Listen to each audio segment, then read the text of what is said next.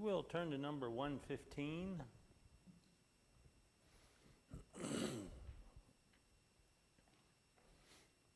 In the desert of sorrow and sin.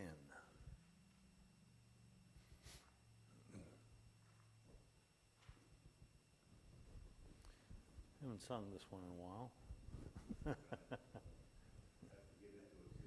Yeah. In the desert of sorrow and sin, lo, I faint as I journey along, with the warfare without and within. See my strength and my hope nearly gone. I thirst, let me drink of the life-giving stream, let me drink. 'Tis the rock cleft for me, 'tis the water of life. In my weakness I turn to the fount, from the rock that was smitten for me. And I drink and I joyfully count all my trials a blessing to be. I thirst, let me drink of the life-giving stream, let me drink.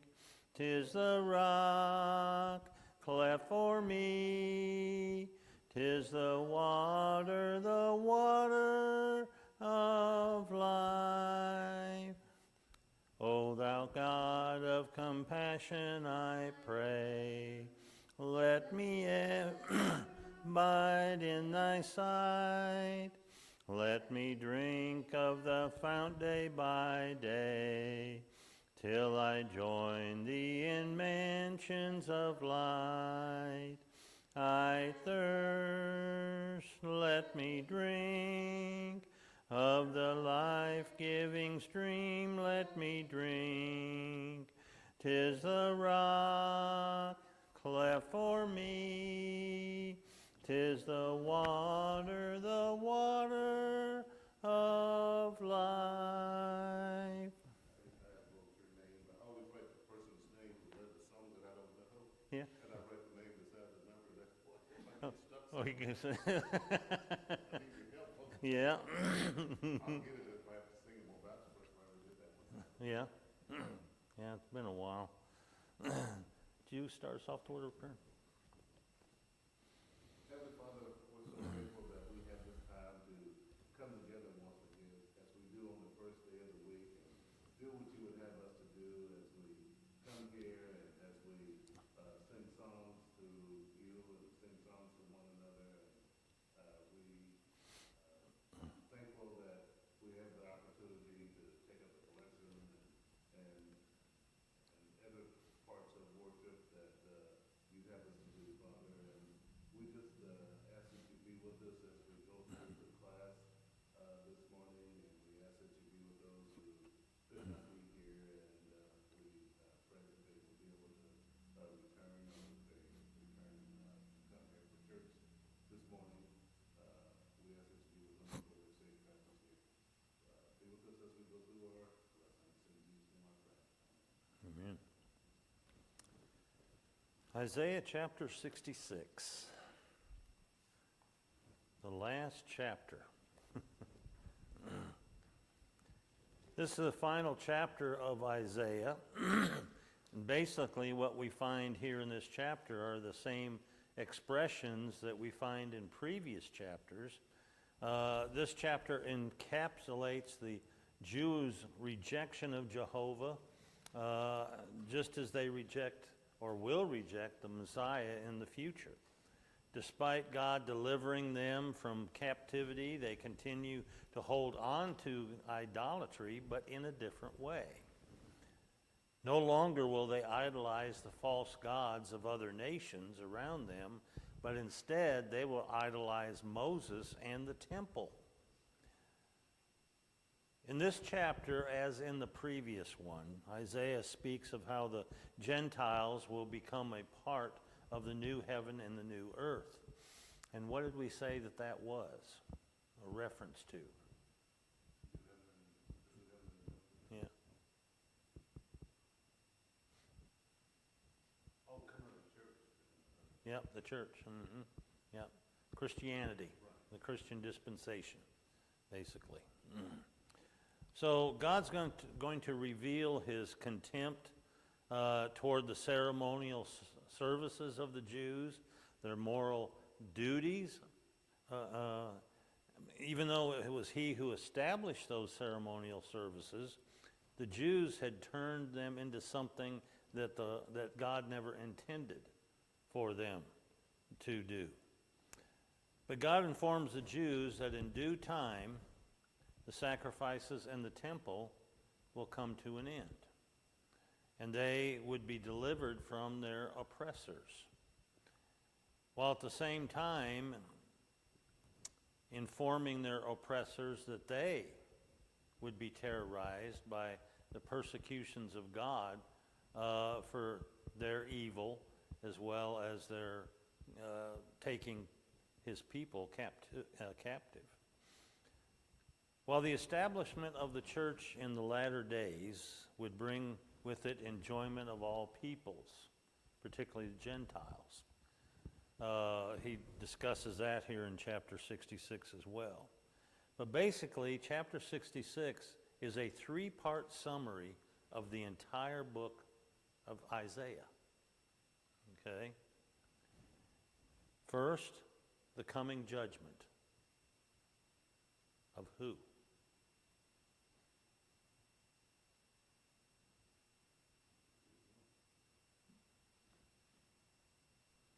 Coming judgment of Babylon. Yeah, yeah. The Jews have already been in judgment for 70 years. So when they're delivered, then Babylon is going to be judged. Then the birth of a new Israel. Second. And third, the redemption of the whole world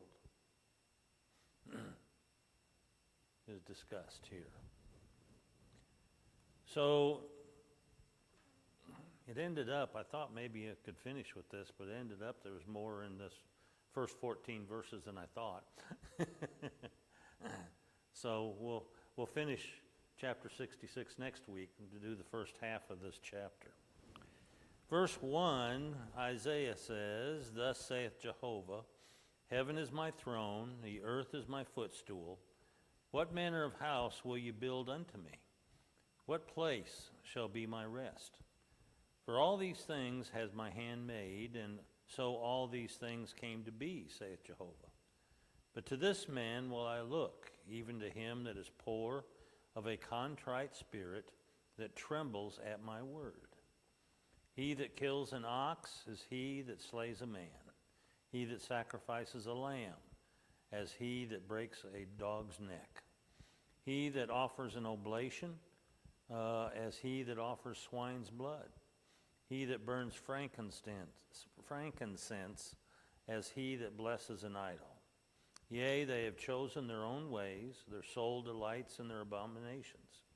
I also will choose their delusions, will bring their fears upon them, because when I called, none did answer. When I spake, they did not hear.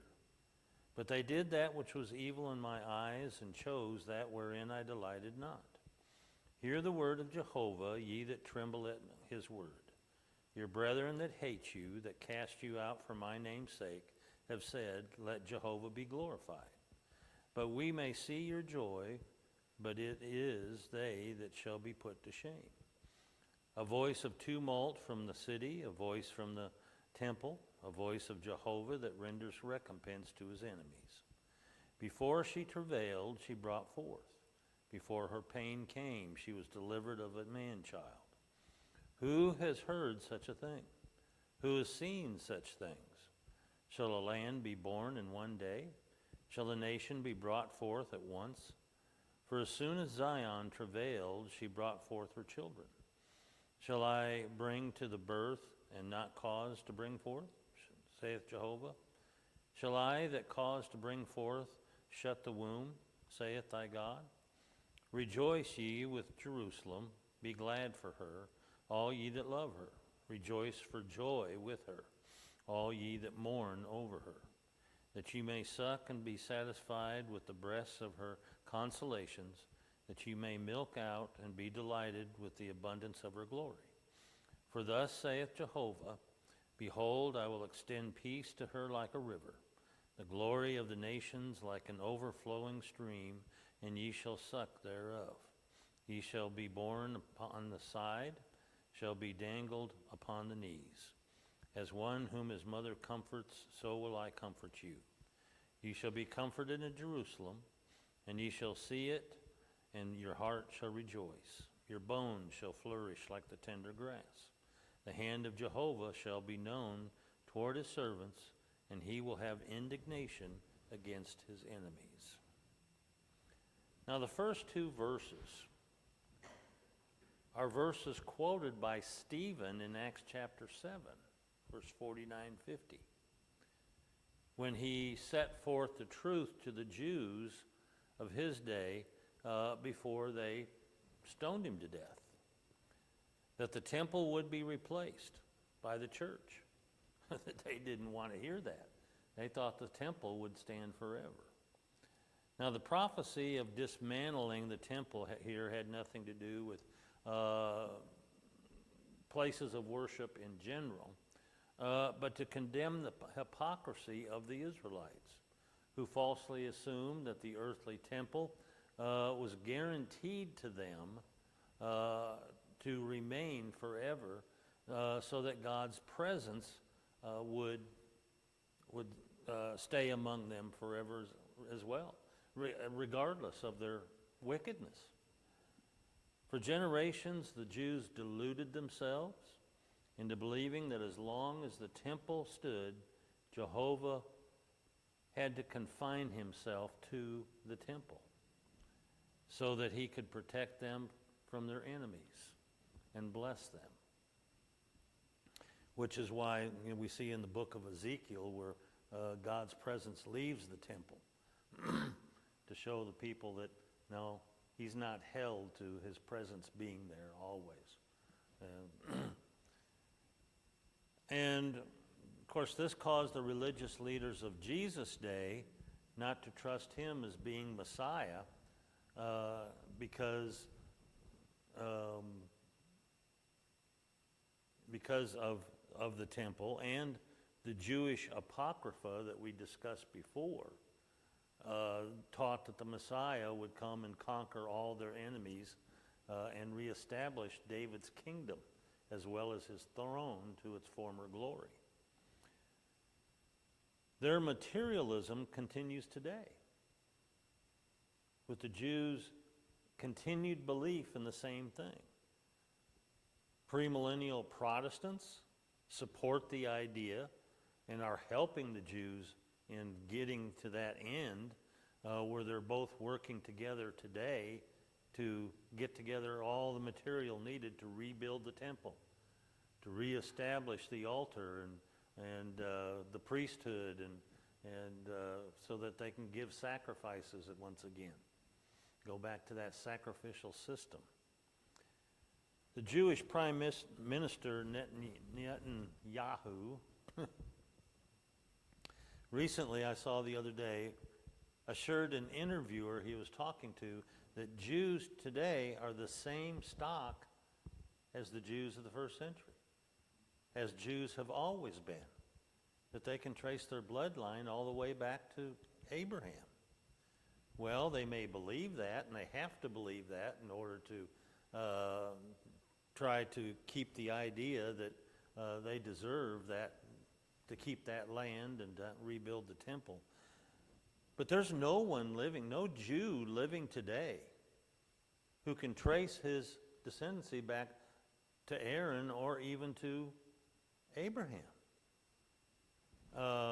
Since the destruction of Jerusalem in 70 A.D., Jews have had too much mixture of Gentile blood to be pure Jews,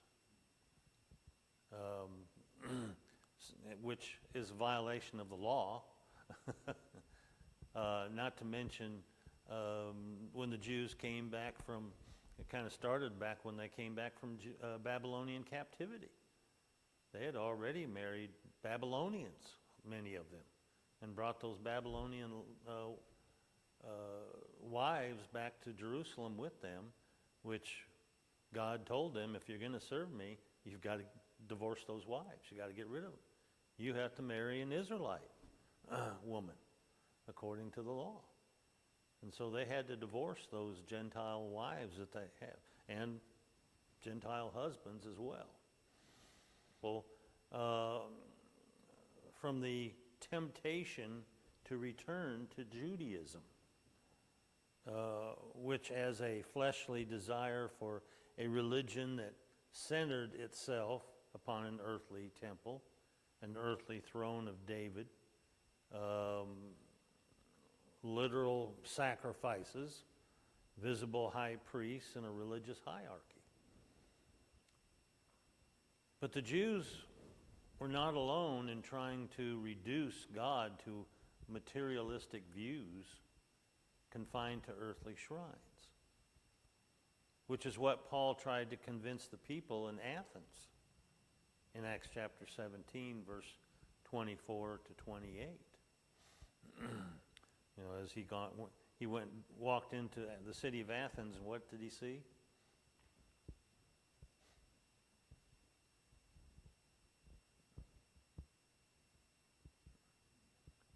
The streets were lined with altars to false gods, one after another.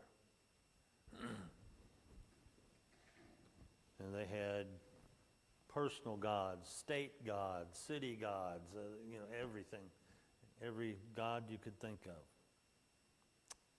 And in case they missed one, they had one to the unknown God as well.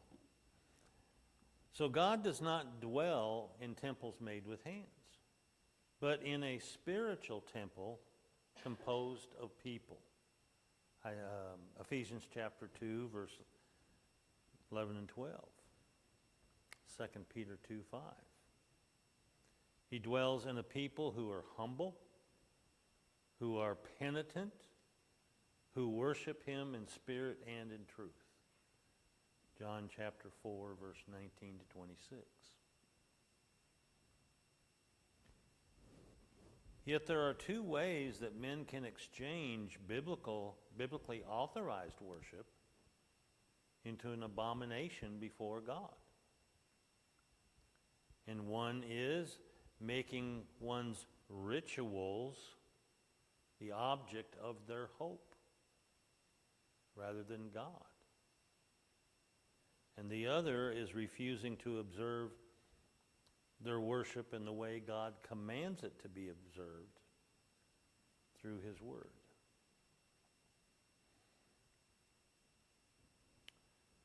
So the people in the days of the prophets were guilty. They were guilty of both.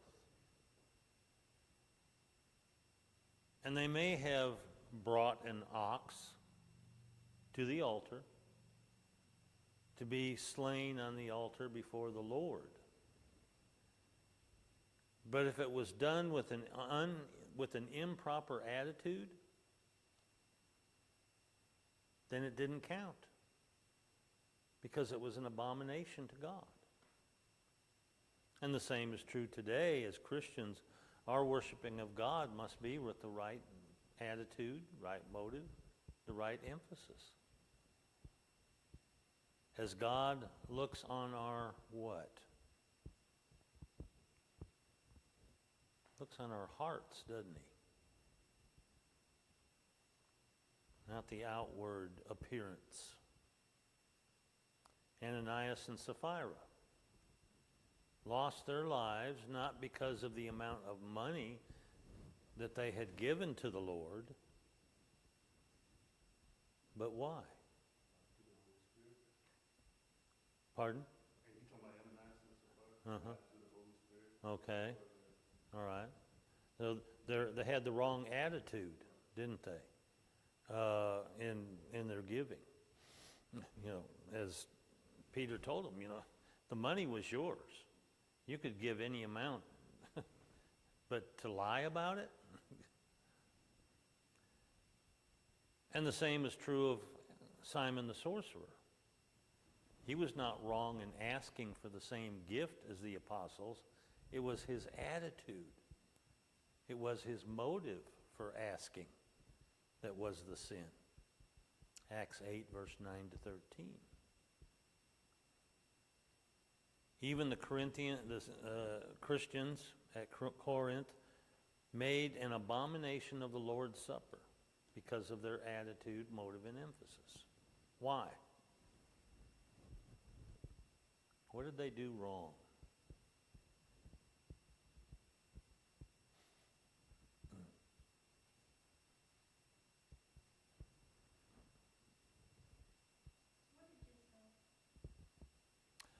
The Christians in Corinth made an abomination of the Lord's Supper because of their attitude. So they use it as food. I mean, it was kind of their attitude for that eating, just feeding, and they told you to eat at home, but this is more about the Lord himself. Yeah. Back in the first century, they had what they called love feasts, where they had their potluck before services, not after. And so the rich would bring the food to eat, but they'd hurry up and eat their food before the poor got there, because they didn't want to eat with the poor. And so by having that attitude, they didn't have a problem taking the Lord's Supper with those same people. But they made the Lord's Supper an abomination because of their attitude toward the poor when it came to the potluck. Which is why, it talks about in there, we're to, it's an examination. We're to examine ourselves, make sure that we're at peace and that with our brethren before we take it. In verse 4 and through 6, we find God left the Jews to their own choices. Because when he called on them to repent, what did they do? They didn't answer him. When he spoke to them through the prophets, they refused to obey him.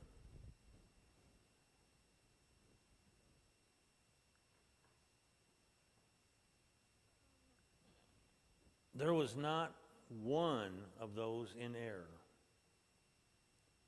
who were poor enough in spirit to answer God and obey him. In fact, in chapter 30, verse 9 to 11, the people plainly told God they didn't care what he had to say. Don't talk to us again.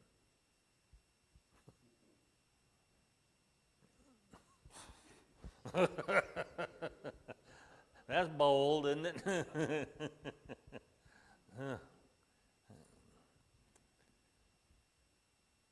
And we see the same thing in Micah chapter 2, verse 6 through 11, their attitude, as well as in the book of Jeremiah,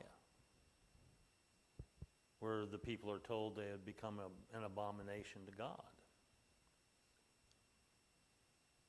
God said there was no one that was ashamed of his sins. Said they were so happy about their way of life, they couldn't even blush at sinning. And Jehovah asked them to return to the old paths. And they told Jehovah, we will not walk that way. Jeremiah chapter 6, verse 13 to 16. We will not. Yep. Yep. Well, it's found a few times in the prophets there, talking about the old paths, yeah. Mm-hmm. Yep. So the people had chosen to place their trust in men, to protect them and to prosper them. But even those that they trusted betrayed them. I mean, we find Pharaoh at one time when the Assyrian king was coming down to against Judah. He turned to Egypt to help him, and sure, paid him money and all kinds of stuff to help protect him. And when Assyria came, Egypt was nowhere to be found to protect him. Verse 5, God addresses himself as the faithful, he addresses himself to the faithful remnant of the Jews who are still in captivity. He reminds them that the majority hated them, hated their righteousness, and so they mistreated him.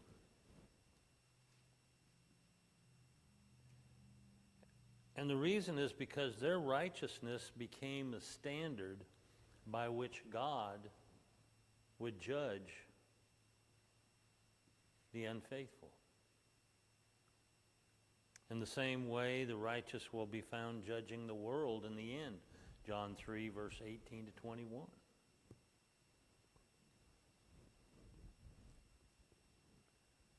The righteous minority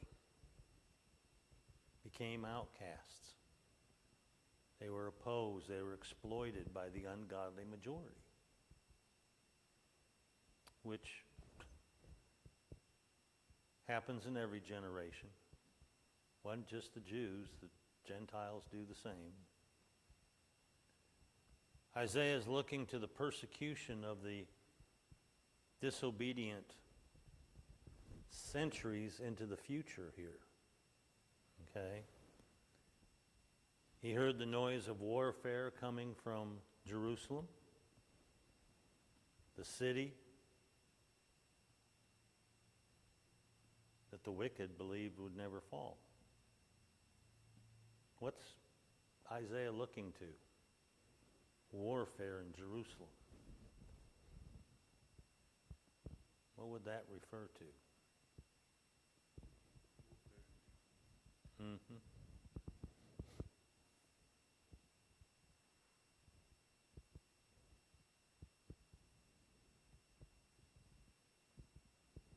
Micah chapter 3, verse 11, Jeremiah 6, 13, 14. Isaiah is predicting the destruction of Jerusalem in 70 A.D. by the Romans.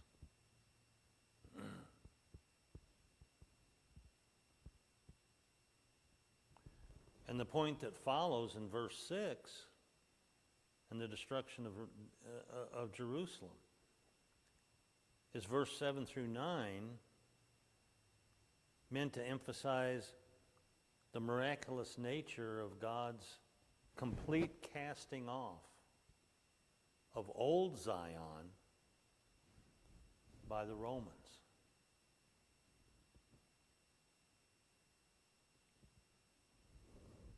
And this would be before the old covenant nation is destroyed. As Isaiah here speaks of the man-child.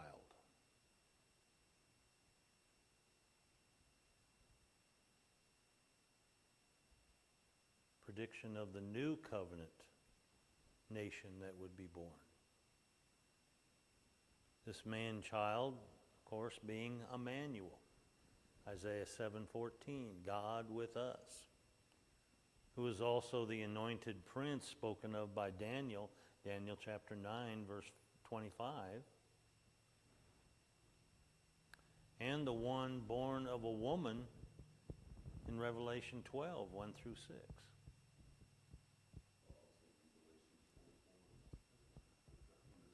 Oh. Yeah, absolutely. Yep. So in Revelation 12, John sees the woman.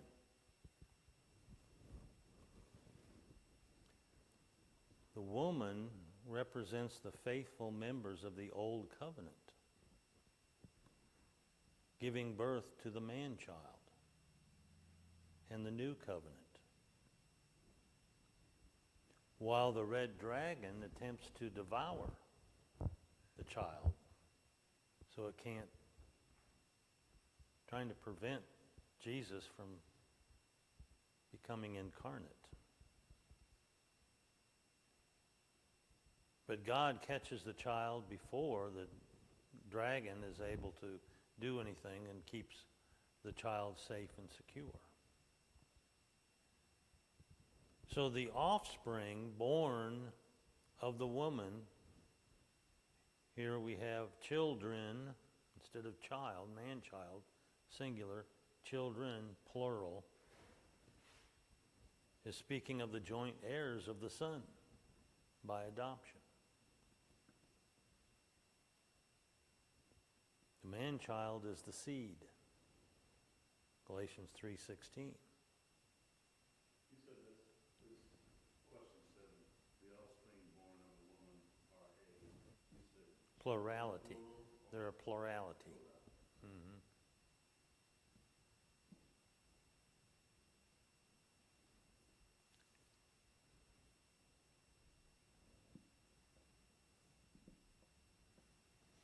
Yeah. The seed is singular in Galatians 3:16. The offspring are plural. Galatians 3:23 to 29.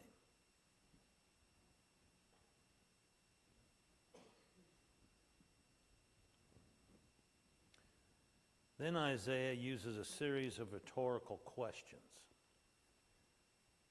to emphasize the unique nature of the predicted birth of this new nation, this new covenant, this new high priest. I mean, whoever heard of a new nation born out of an old nation before the old nation passes away, before it ceases to exist?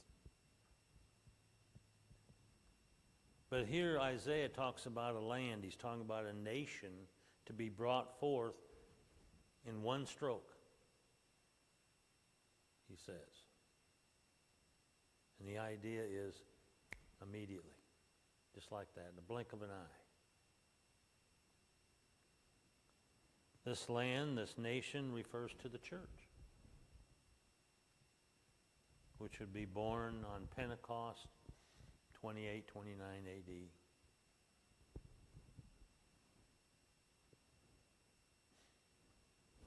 I know most congregations have it 30 AD on there. But if you look at Jesus being born in 5 BC, it has to be 28, 29. But they take, he was 30 years old. Or no, they say 33 AD, don't they? Yeah. They,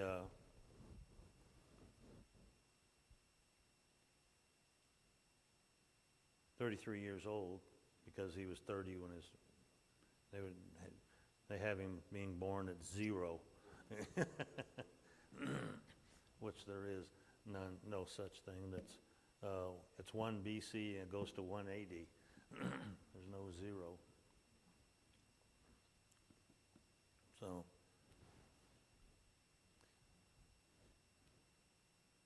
So what guarantee do we have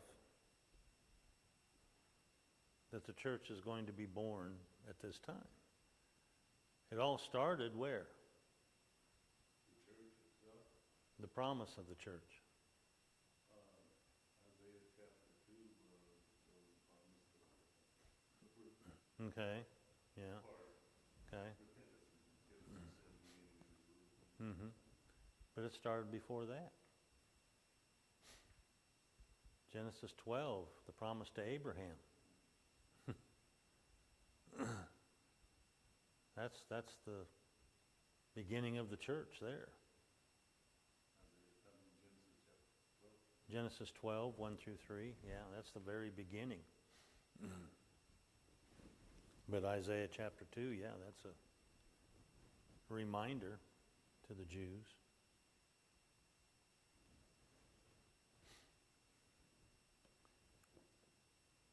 Since God does not lie, when he says he's going to do something, when he promises, he fulfills what he promises.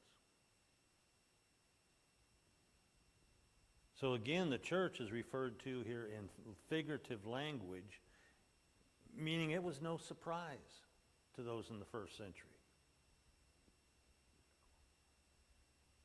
Even though premillennialists say otherwise. God's new nation would be the one and only one world government.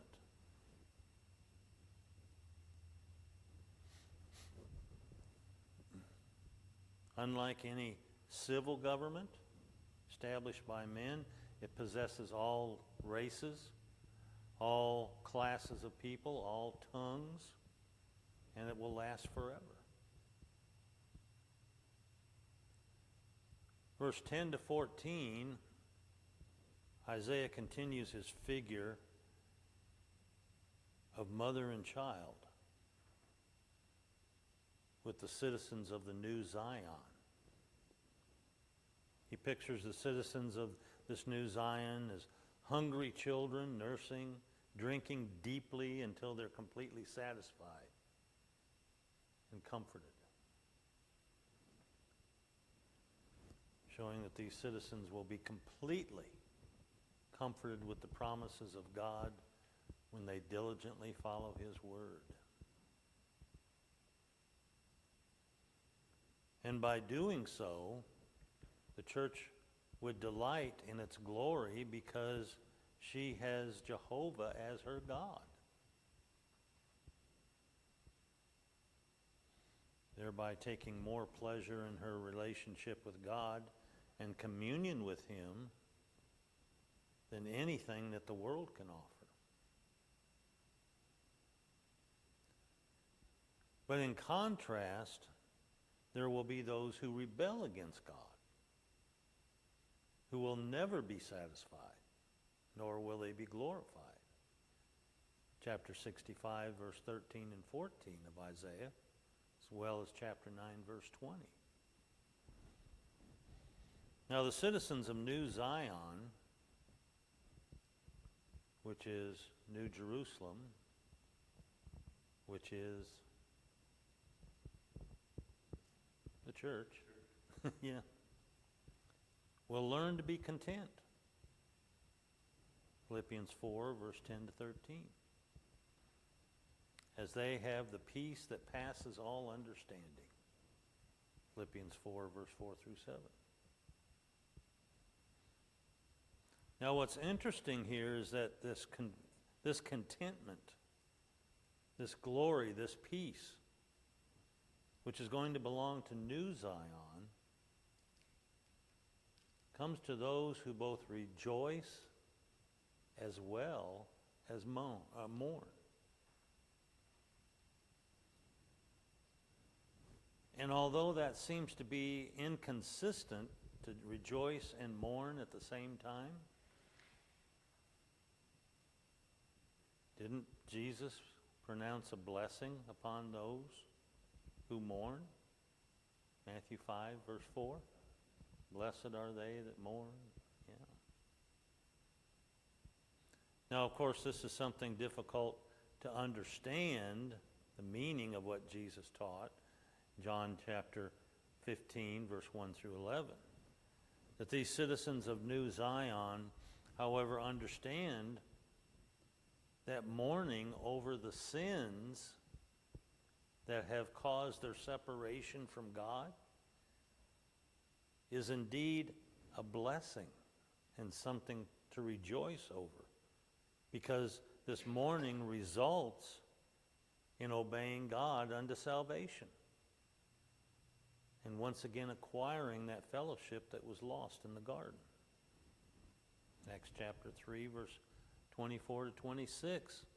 This peace, this true peace, this restoration of fellowship is the forgiveness of sins. In the first stanza of the hymn, "It is well with my soul," when peace like a river attendeth my way. You ever wondered about that? What he's saying? Well, he got that from verse 12 here of Isaiah 66. For thus saith Jehovah, behold, I will extend peace to her like a river, and the glory of the nations like an overflowing stream.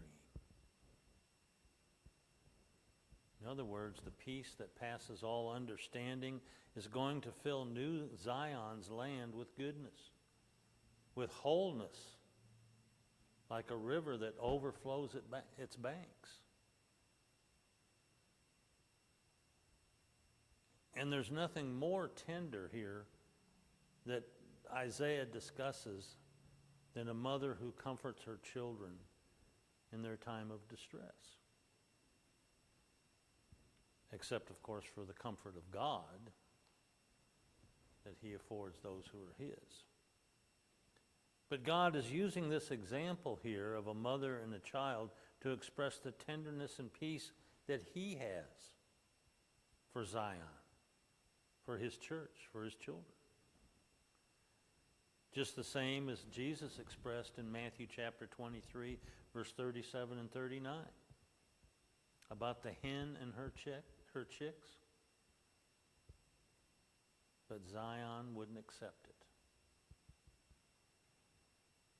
That's the idea here expressed by the author in this hymn, this peace like a river.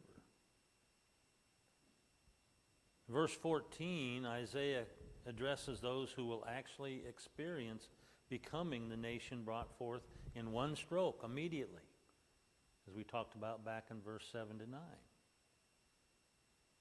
It was that generation in the first century who were alive when the Messiah was born and when the nation was brought forth on Pentecost that experienced God's maternalness.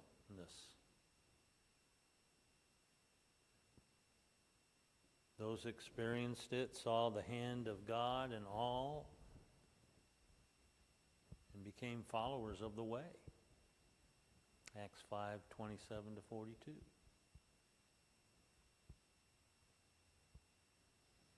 Now here we also find in these last couple of verses a double-edged sword. As the redemptive hand of God manifested in the birth of New Zion, at the same time is his judgmental hand upon those who rejected his redemptive hand.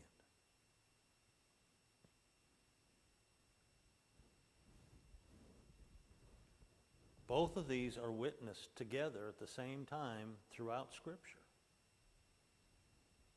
God saved Noah, but he destroyed the world. God saved Lot, but he destroyed Sodom. He saved the Israelites, but he destroyed Pharaoh. He delivered the Israelites, but he destroyed Babylon. At Calvary and the empty tomb, God redeemed the world, but he judged the world at the same time. What a sobering thought.